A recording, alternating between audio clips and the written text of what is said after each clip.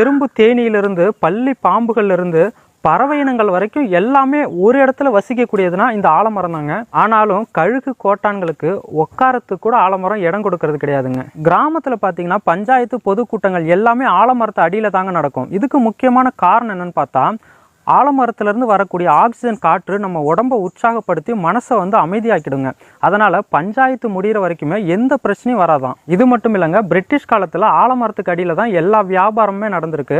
வியாபாரிகளுக்கு நிழல் மட்டும் கொடுக்கலங்க ஆலமரம், அவங்களுக்கு தேவையான ஆக்சிஜன் காற்றை கொடுக்கறதால அவங்களுடைய மனசு அமைதியாயிருமா. அதனால் வியாபாரம் முடிகிற வரைக்கும் எந்த பிரச்சனையுமே வராதான்.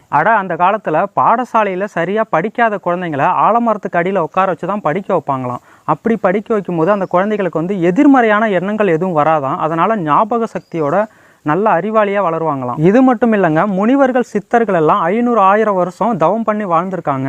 அப்படி தவம் பண்ணும்போது நல்ல